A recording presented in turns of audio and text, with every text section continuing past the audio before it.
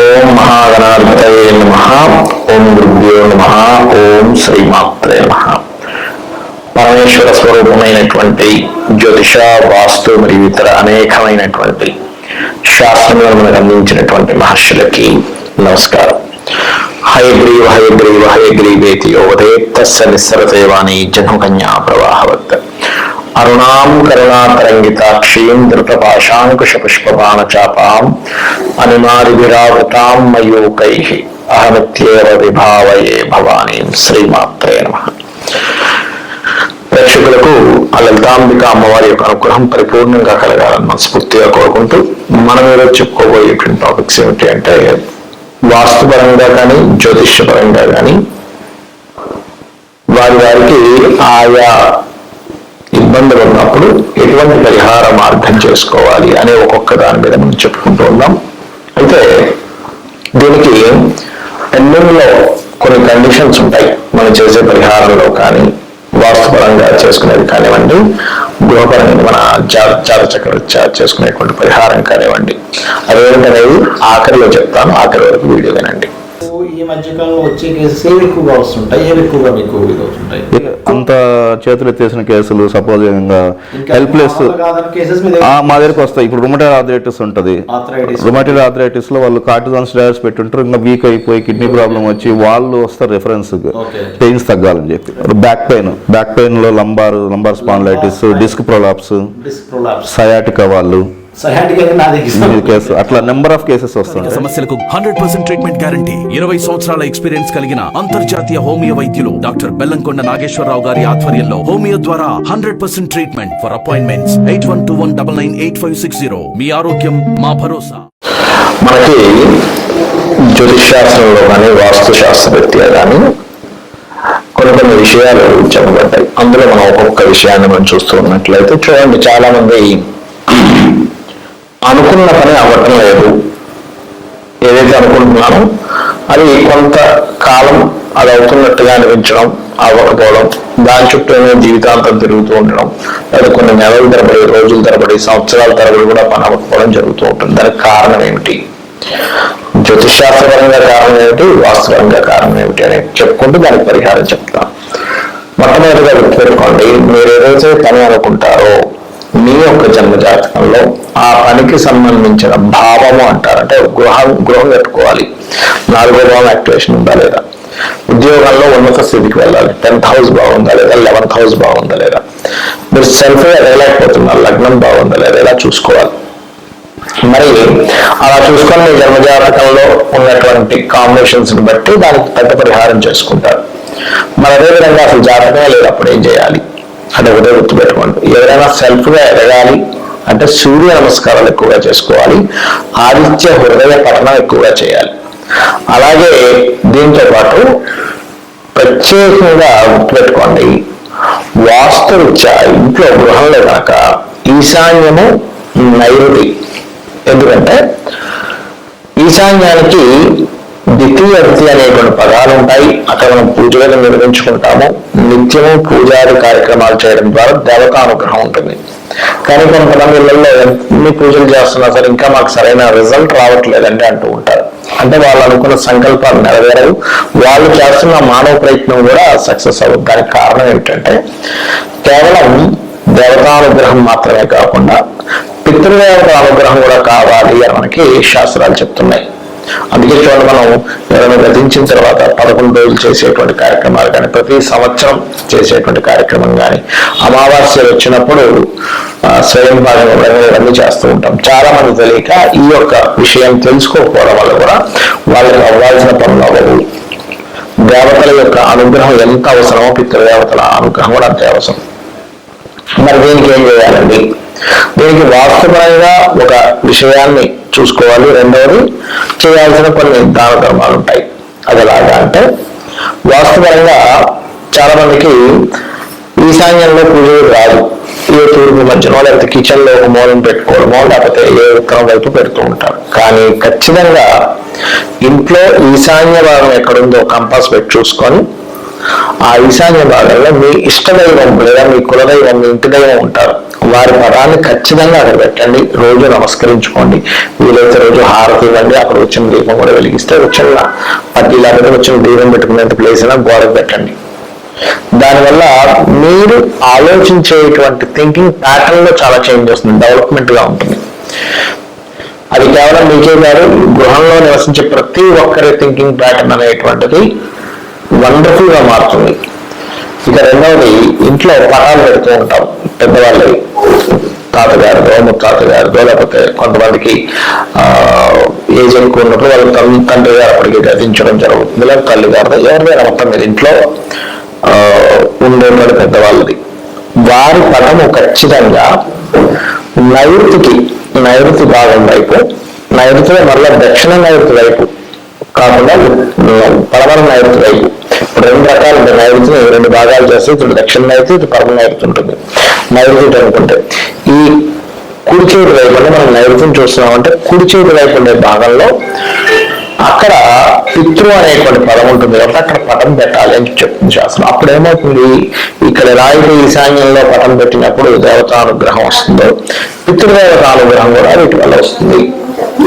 So మీరు చేయడం ద్వారా ఏమవుతుందంటే మీరు అనుకున్న సంకల్పం నెరవేరుతుంది. దీంతో పాటు ఎదుగుదల రాకపోవడానికి చాలా కారణాలు ఉంటాయి. ఇంకా వాస్తులో ద్వారం సరిగ్గా లేదా, లేకపోతే ఇంట్లో ఉత్తరం వైపు, తూర్పు వైపు, ఆగ్నేయ వైపు, పడమర వైపు ఉండేటువంటి రంగులు ఎటువంటి రంగులు ఉన్నాయి, ఇలా అనేకమైన కారణాలు ఉంటాయి. అందులో ప్రత్యేకంగా ఎదుగుదలకు ముఖ్య కారణం ఫైనాన్షియల్ గ్రోత్. ఫైనాన్షియల్ గ్రోత్ రావట్లేదు అంటే ఆగ్నేయం కానీ ఉత్తరం కానీ పాడైందనే విషయం అర్థం చేసుకుంటే, ఉత్తరంలో ఏదైనా బాత్రూమ్స్ ఉంటే కూడా తీసేసేయండి, ఆగ్నేయం ఏదైనా బాత్రూమ్స్ ఉంటే కూడా దక్షిణ నైరుతికి లేదా పడమర వాయుయానికి మార్చుకోవాలి. మార్చుకునే స్థితి ఉన్నటువంటి వారు అక్కడ ఉండే పదం బట్టి అక్కడ చిన్న రెమెడీలా కూడా చేయొచ్చు. ఇక ఎదుగుదలకి ప్రత్యేకంగా నేను మీకు ఇందాక చెప్పినట్టుగా ఆదిత్య హృదయ పఠనం పర్టికులర్గా తీసుకోండి. అలాగే మీ పంచమాధిపతి, ఎందుకంటే మీ లగ్నాత్ మేషం నుంచి మీనం వరకు ఉండే లగ్నాల్లో 12 లగ్నాల్లో 12 ఏర్పడతాయి.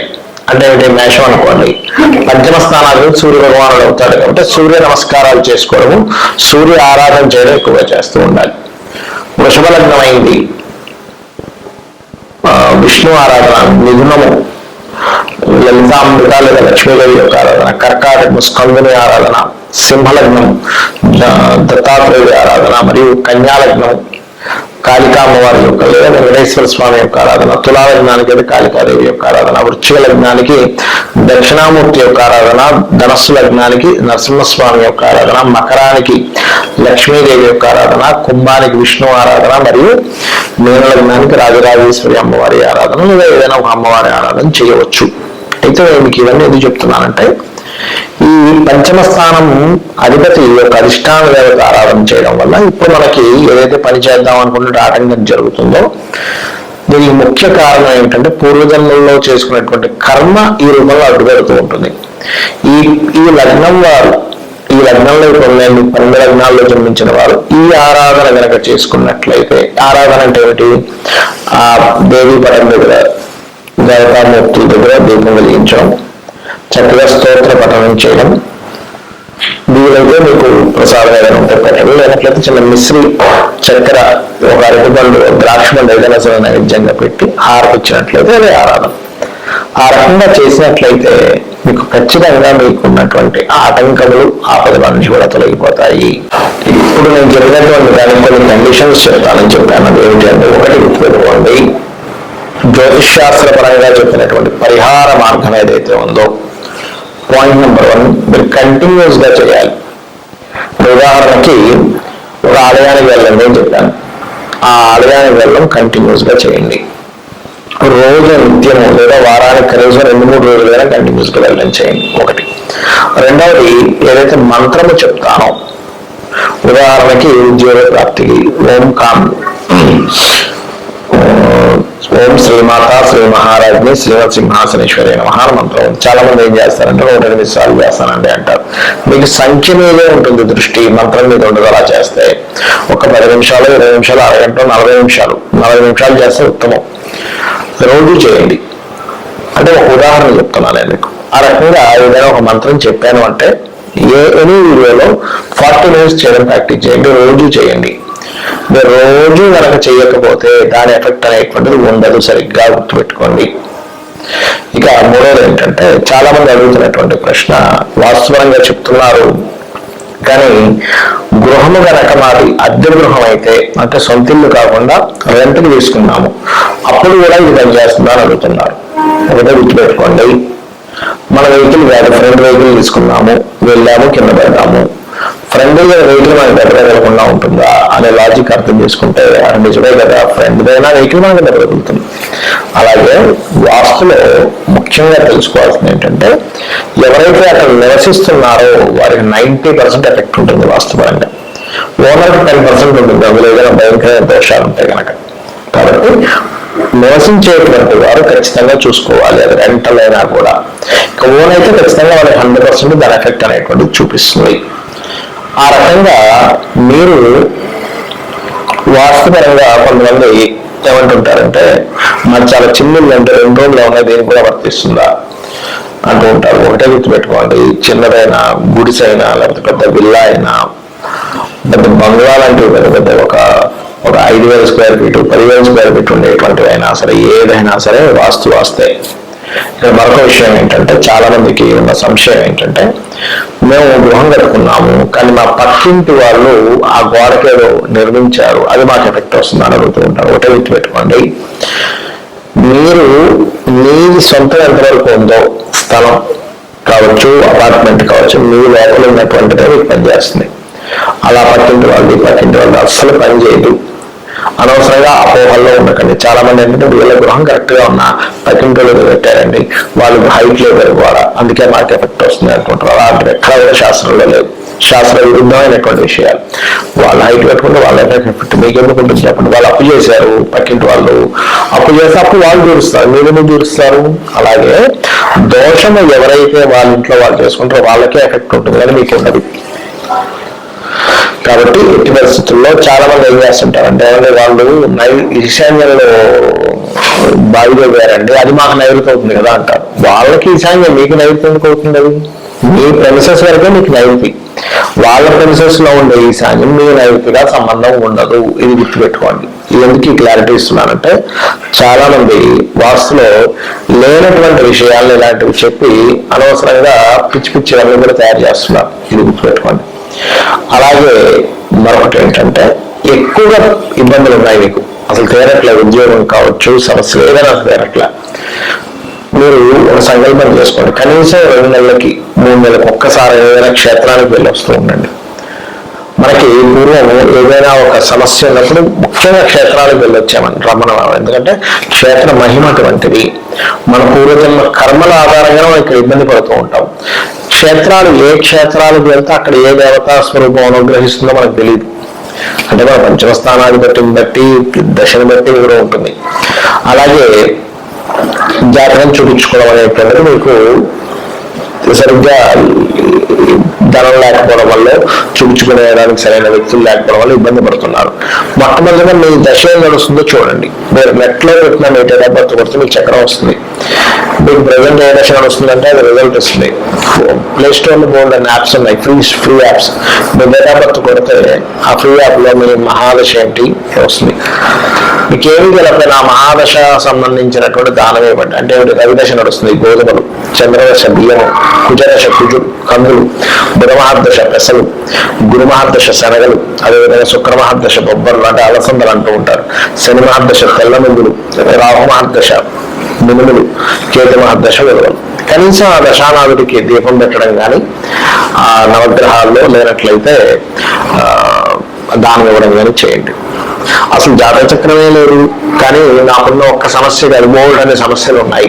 ఒకటే గుర్తుపెట్టుకోండి, 41 రోజులు లలితా సహస్రనామాన్ని ఉదయము సాయంత్రం, లలితా సహస్రనామాన్ని మీకు నోటితో చదవడం రాదు, చక్కగా యూట్యూబ్లో పెట్టుకొని ఒక దీపం వెలిగించి సహస్రనామాలు వస్తూ ఉంటే చక్కగా కళ్ళు మూసుకొని ఇక్కడ ధ్యాస పెట్టి మనసులో ఆ లలితా సహస్రనామాలు వస్తుంటే మనసులో మీరు కూడా చేస్తూ ఉండండి. దానికి తగ్గట్టుగా మీకు ఖచ్చితంగా 40 రోజులు అంటే ఒక మండల కాలం తర్వాత ఇది ఒక దీక్షలాగా కనుక మీరు చేయగలిగితే ఖచ్చితంగా మీ సమస్య నుంచి బయటపడతారు.